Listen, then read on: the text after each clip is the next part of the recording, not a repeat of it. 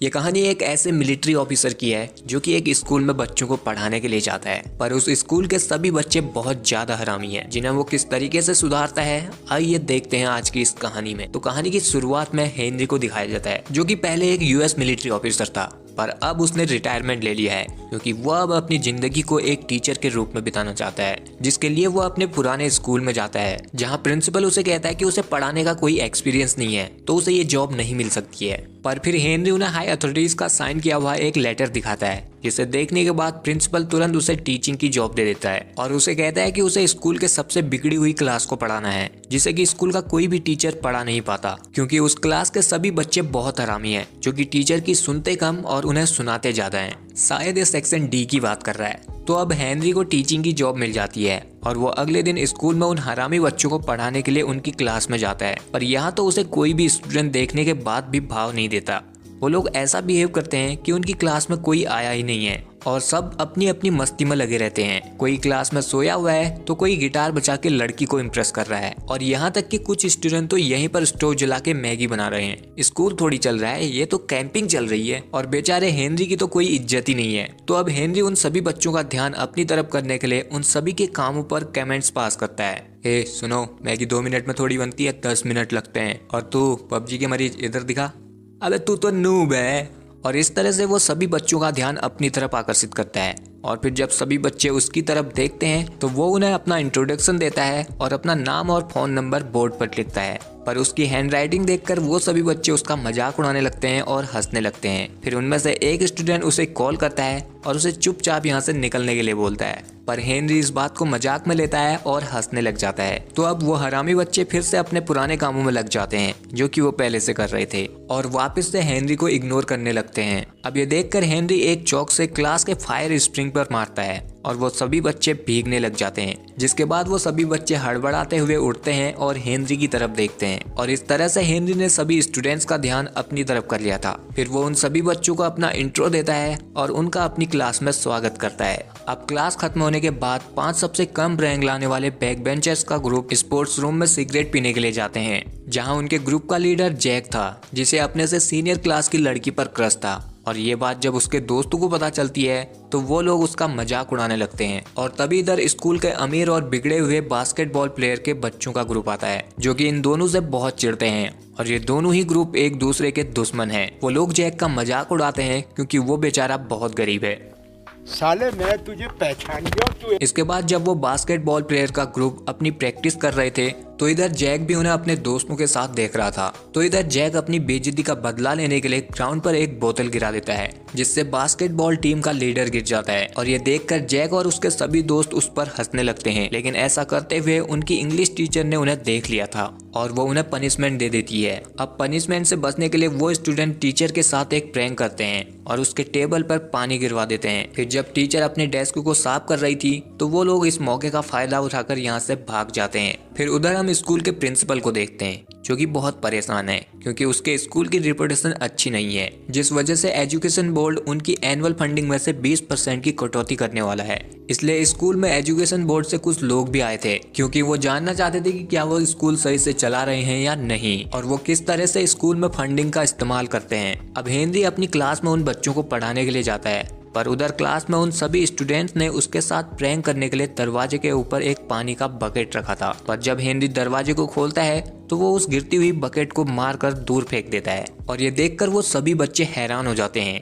फिर हेनरी उन बच्चों को पढ़ाना शुरू करता है और जैक से उसका सिगरेट का पैकेट मांगता है क्योंकि उसे देखकर वो समझ गया था कि वो सिगरेट तो जरूर पीता होगा। तो फिर जैक उसे वो सिगरेट का पैकेट दे देता है और सोचता है कि ये क्या करने वाला है। अब हेनरी उसमें से एक सिगरेट निकालता है, उनमें से एक से पूछता है कि अगर उसने सिगरेट में कौन कौन से 3 इंग्रेडिएंट होते हैं इसका सही जवाब दे दिया तो वो आज क्लास स्किप कर सकता है। तो वो स्टूडेंट उसे वो तीनों इंग्रेडिएंट बता देता है और उन्हें एक टिप भी देता है कि अगर वो लोग इसे पेपर में बनाकर पिए तो बहुत मजा आएगा। तो अब हेनरी उस स्टूडेंट को आज की क्लास स्किप करने की परमिशन दे देता है क्योंकि उसने सही आंसर के साथ उसे एक टिप भी दी थी, जिसे देखकर वो सभी बच्चे अपनी डेस्क को बजाकर जिद करते हैं कि उन्हें भी क्लास स्किप करने का मौका मिलना चाहिए। तो अब हेनरी उन सभी स्टूडेंट्स को एक एक सिगरेट निकाल कर देता है और उनसे पूछता है कि सिगरेट पीने से क्या होता है। वो अच्छी तरह जानता था कि अगर उसने ऐसे ही सिगरेट पीने के नुकसान बता दिए तो वो लोग उसकी बात पर ध्यान नहीं देंगे, इसलिए वो उन्हें बताता है कि सिगरेट पीने से उनके फेफड़ों में तार कैसे जमता है। ये पहली बार था कि क्लास के सभी बच्चे उसकी बातों को ध्यान से सुन रहे थे और पढ़ने में अपना इंटरेस्ट दिखा रहे थे।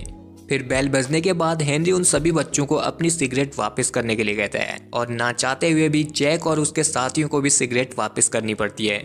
फिर उसी दिन कैफेटेरिया में बास्केटबॉल प्लेयर का कैप्टन जैक के एक दोस्त ब्रूस को गिरा देता है। फिर क्या था, इन दोनों ग्रुप की आपस में भसड़ चालू हो जाती है और वो लोग एक दूसरे पर कुर्सी टेबल सब कुछ फेंकने लग जाते हैं, जिसका नतीजा ये होता है कि हेनरी की क्लास के उन 5 बच्चों को टेम्परेरी सस्पेंड कर दिया जाता है, क्योंकि स्कूल अथॉरिटी उन 5 बच्चों को ही लड़ाई शुरू करवाने का जिम्मेदार मानती है। इसके बाद हेनरी जब प्रिंसिपल ऑफिस से बाहर निकलता है तो वो देखता है कि जैक अभी भी उन लोगों से लड़ रहा होता है। तो फिर हेनरी जल्दी से उधर जाता है और उन्हें रोकता है और जैक को शांत रहने के लिए कहता है, पर जैक गुस्से में कहता है कि यह स्कूल ही बायस्ड है, क्योंकि आज तक कभी भी स्कूल ने उन अमीर बच्चों को सजा नहीं दी थी। फिर उसी दिन स्कूल खत्म होने के बाद हेनरी उन 5 स्टूडेंट की फाइल देखता है ताकि वो उनके बारे में और जान सके। अब उनमें से पहले बच्चे का नाम जूफा था, जो कि एक पाकिस्तानी इमिग्रेंट का बेटा था, इसलिए उसके मुस्लिम होने पर उसके साथ भेदभाव किया जाता था और यहाँ तक कि उस पर उसके पड़ोसियों ने कई बार चोरी का पुलिस केस भी किया है। फिर भी इस सब के बावजूद जूफा को म्यूजिक बहुत पसंद था और उसका सपना है कि वो एक बहुत बड़ा म्यूजिशियन बने। दूसरे नंबर पर स्टूडेंट डेनन है, जिसके पिता उससे बिल्कुल भी प्यार नहीं करते, क्योंकि वो चाहते थे कि डेनन की जगह उनका बेटा पैदा हुआ होता तो बहुत अच्छा रहता, और इसी वजह से वो डेनन से बहुत नफरत करते थे। फिर जब डेनन का भाई पैदा हुआ तो वो उसे बहुत प्यार करते थे और उसे एक राजा बेटा की तरह ट्रीट किया करते थे, पर डेनन की बिल्कुल भी केयर नहीं करते थे। डेनन ने अपने पिता का प्यार पाने के लिए बहुत कोशिश की, जिसके लिए उसने लड़कों की तरह कार गेम खेलना और लड़कों की ही तरह जीना शुरू कर दिया था। यहाँ तक कि उसने अपने बालों को भी कटवा दिया ताकि उसके पिता उसे भी प्यार करे और उसकी केयर करे, पर इस सब से उसे कोई फायदा नहीं हुआ, जिससे डेनन को लगने लगा कि वो चाहे कुछ भी कर ले उसके पिता उससे नफरत ही करेंगे। इसके बाद ब्रूस और क्रिस नाम के 2 भाई थे, जिनकी माँ बचपन में ही किसी और के साथ भाग गई थी, जिस वजह से ब्रूस के पिता को शराब की लत लग गई और ब्रूस ने इस रियलिटी से बचने के लिए खुद को वीडियो गेम की लत लगा ली। अब उसके और उसके पिता का ध्यान क्रिस ही रखता था और वो एक छोटे से ग्रोसरी शॉप पर काम किया करता था। फिर जब उधर हेनरी जैक की फाइल देखता है तो उसमें उसे जैक के बारे में कोई इन्फॉर्मेशन नहीं मिलती। इसके बाद हमें जैक को दिखाया जाता है, जो कि एक होटल में वेटर का काम किया करता था। वहाँ एक MMA फाइट में सट्टा लगाने वाला आदमी जियानिन आता है, जो अपने बिजनेस पार्टनरों के साथ यहाँ पर पार्टी करता है, जिन्हें कि जैक सर्व कर रहा था। तो उसे जियानिन का फैंसी लाइटर दिखाई देता है, जिसे जैक जब जियानिन उसे नहीं देख रहा था चुरा लेता है, पर फिर भी वो पकड़ा ही जाता है। तो अब जियानिन के आदमी उसे बहुत मारते हैं और फिर जब वो लोग उसकी आईडी देखते हैं तो उससे उन्हें पता चलता है कि ये तो एक स्टूडेंट है। तो फिर वो लोग उसे कुछ पैसे देते हैं और जियानिन उसे एक फूड डिलीवरी की जॉब भी ऑफर करता है। दूसरी तरफ हम हेनरी को देखते हैं, जो कि जूफा से मिलने उसके घर गया था, पर यहाँ तो वो दोनों बाप बेटे एक टिकट चुरा कर भाग रहे थे और उनके पीछे बहुत सारे लोग पड़े हुए थे। तो अब हेनरी उन सबको रोकता है और उन्हें जूफा के पिता को ही सही ठहराता है। फिर उसके बाद जूफा और हेनरी एक ब्रिज पर जाते हैं, जहाँ की एक बैंड परफॉर्म कर रहा था। तो अब हेनरी जूफा का कॉन्फिडेंस बढ़ाने के लिए उस बैंड के साथ परफॉर्म करने लग जाता है, जिसे देखकर जूफा को भी म्यूजिक बजाने के लिए कॉन्फिडेंस मिलता है और वो भी उस बैंड में शामिल हो जाता है, जिससे उसे बहुत अच्छा महसूस होता है, क्योंकि आज तक उसने कभी भी इतने लोगों के सामने परफॉर्म नहीं किया था। इसके बाद हम ब्रूस और क्रिस को देखते हैं, जिसके पिता उनसे आधी रात को अपने लिए दारू मंगाते हैं। तो वो दोनों भाई उन्हें मना कर देते हैं, जिससे उनके पिता को गुस्सा आ जाता है और वो उन दोनों भाई को अपने घर से बाहर निकलने के लिए कहते हैं। फिर अगले दिन हेनरी उन दोनों के पिता से ही मिलता है और उन्हें समझाता कि उन्हें अपने बेटू को संभालना चाहिए और अपनी जिम्मेदारियों को समझना चाहिए, जिसके लिए वो उन्हें अल्कोहल रिहैब सेंटर में जाने की सलाह देता है। दूसरी तरफ उधर डेनन के पिता उसके लिए मेकअप का सामान लाते हैं और उसे कहते हैं कि उसे लड़कियों की तरह रहना चाहिए, क्योंकि वो नहीं चाहते थे कि डेनन लड़कों की तरह जिए। पर डेनन को इस चीज से गुस्सा आ जाता है, क्योंकि उसके पिता कभी भी उसकी केयर नहीं करते थे। वो उसे हमेशा ऐसा दिखाते थे कि डेनन अच्छी नहीं है। अब इधर डेनन वो सारा मेकअप अपने भाई के मुंह पर पहुंच जाती है और यहाँ से गाड़ी की चाबी लेकर निकल जाती है। पर जब वो ड्राइव करके जा रही थी तो उसके सामने हेनरी आ जाता है, जो उसे रोक कर कहता है कि बिना लाइसेंस के गाड़ी चलाना इल्लीगल है, अगर उसे गाड़ी चलानी ही है तो वो उसके साथ चले।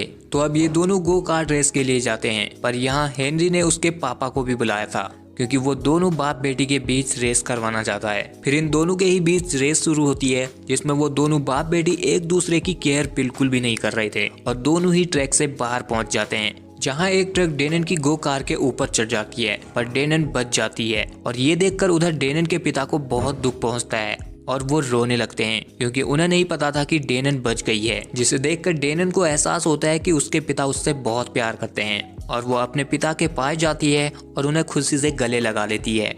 अब अगले दिन जैक और ब्रूस एक ग्रुप के साथ एक अल्कोहल से रिकवर हो चुके आदमी का इंटरव्यू लेने के लिए जाते हैं, जहां पहुंचने पर वो दोनों ही चौंक जाते हैं, क्योंकि जिस आदमी का वो इंटरव्यू लेने वाले थे वो उनके ही पिता थे। अब इधर स्टूडेंट उनसे पूछते हैं कि उन्होंने शराब पीना क्यों शुरू किया, तो वो बताते हैं कि वो अपनी पत्नी से बहुत प्यार करते थे, पर वो उन्हें उनकी जिंदगी के सबसे मुश्किल वक्त में किसी और के साथ भाग गई, जिस वजह से उन्होंने शराब पीना शुरू कर दिया था। फिर वो ये सब भूल गए कि उनके 2 बच्चे भी हैं जिन्हें उन्हें पालना है। वो इधर उन्हें ये तो नहीं बताते कि जैक और ब्रूस ही उनके बेटे हैं, पर वो यहाँ उनसे माफी मांगते हैं, जिसे देखकर क्रिस और ब्रूस दोनों ही रोने लग जाते हैं। वहीं दूसरी तरफ हम जैक को देखते हैं, जिसने अब एमएमए सट्टेबाज जियानिन के साथ काम करना शुरू कर दिया था। इधर जियानिन उसे अगली फाइट के दौरान एक फाइटर की ड्रिंक में ड्रग्स मिलाने के लिए कहता है, जिसके बदले में वो उसे बहुत सारे पैसे देगा। जैक ऐसा करना तो नहीं चाहता था, पर जियानिन उसे ऐसा करने के लिए मजबूर करता है, क्योंकि उसने अपने फाइटर के हारने पर बहुत सारे पैसे लगाए थे।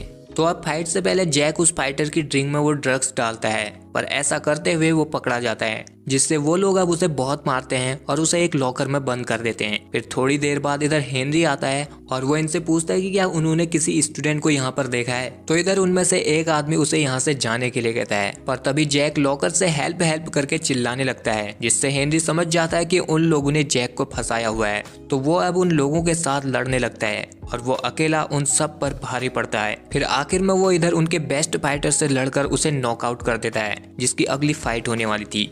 इसके बाद हम जैक और हेनरी को हॉस्पिटल में देखते हैं, जहां हेनरी अपने जख्म पर पट्टी लगवा रहा था। इधर जैक पुलिस को सब कुछ बताने की कोशिश करता है, पर जियानिन उसे रोककर चुप करा देता है। और अब ये बात न्यूज मीडिया तक भी पहुंच जाती है कि हेनरी ने अपने स्टूडेंट को बचाने के लिए एक प्रोफेशनल एमएमए फाइटर को पेल दिया, जिससे अब हेनरी पूरे स्कूल में पॉपुलर हो गया और सभी स्टूडेंट उसकी बात को मानने लगे और उन्होंने उसकी रिस्पेक्ट करना शुरू कर दी। फिर हमें फ्लैशबैक में दिखाया जाता है कि हेनरी जब स्कूल में पढ़ता था तो वो भी बहुत ज्यादा शरारत किया करता था, और उसने एक स्कूल के प्रोग्राम में एक पियानो बजाते हुए बच्चे पर वाटर बलून फेंक दिए थे, जो कि अपने पेरेंट्स के लिए पियानो बजा रहा था। और फिर बाद में हेनरी ने उस बच्चे के साथ लड़कर उसके हाथ को भी तोड़ दिया था, जिस वजह से हेनरी को सस्पेंड कर दिया गया। इसलिए हेनरी को यूएस जाना पड़ा था। अब हम हेनरी को क्लास में देखते हैं, जहाँ सभी बच्चे उसकी रिस्पेक्ट करते हैं और हेनरी के पढ़ाने पर वो अपना पूरा ध्यान देते हैं और अपने आने वाले कॉलेज एंट्रेंस एग्जाम की तैयारी को जोरों शोरों से करते हैं। पर इधर ब्रूस के सिवा सभी लोग पढ़ाई में तगड़ी मेहनत कर रहे थे, लेकिन ब्रूस अपनी पढ़ाई में फोकस नहीं कर पा रहा था, क्योंकि उसे ड्रग्स लेने की आदत पड़ चुकी थी। फिर हमें पता चलता है कि जहां अपने परिवार की जिम्मेदारियों से बचने के लिए जैक ने वीडियो गेम का सहारा लिया था, तो हेनरी ने अपने परिवार के स्ट्रेस की वजह से ड्रग्स लेना शुरू कर दिया था। पर बाद में उसे लत लग गई, जिस वजह से वो अपनी स्टडी में फोकस नहीं कर पा रहा था, और इसलिए वो अपने मॉक टेस्ट में भी अच्छा परफॉर्म नहीं कर पा रहा था। अब हेनरी उसकी ऐसी हालत देखकर उसकी हेल्प करने का वादा करता है, लेकिन ब्रूस की हालत वक्त के साथ और ज्यादा खराब होने लगी और वो डिप्रेशन में आकर अपनी बालकनी से नीचे कूद जाता है। जिसके बाद जब उसे हॉस्पिटल ले जाया जाता है तो पता चलता है कि वो अब कोमा में जा चुका है, और फिर इस बात को मीडिया तोड़ मरोड़ कर पब्लिक के सामने रखती है और ब्रूस के कूदने का ब्लेम स्कूल और हेनरी पर डाल दिया जाता है, जिस वजह से अब हेनरी को स्कूल एजुकेशन बोर्ड के पास बुलाया जाता है और वो लोग उसका टीचिंग लाइसेंस कैंसिल कर देते हैं। इसलिए अब हेनरी को स्कूल से जाना पड़ता है। पर जब वो स्कूल से जा रहा था तो स्कूल के बहुत सारे बच्चे उसे रोकने की कोशिश करते हैं, क्योंकि वो नहीं चाहते थे कि हेनरी स्कूल छोड़कर जाए, जिस वजह से वो बहुत दुखी थे। तो वो सभी स्टूडेंट अब ये डिसाइड करते हैं कि वो लोग अपने आने वाले एग्जाम में बहुत अच्छा परफॉर्म करेंगे और एजुकेशन बोर्ड के सामने ये साबित करेंगे कि हेनरी एक अच्छा टीचर है। इसलिए वो अब उस दिन से अपने आने वाले एग्जाम की तैयारी दुगनी मेहनत से करने लगते हैं।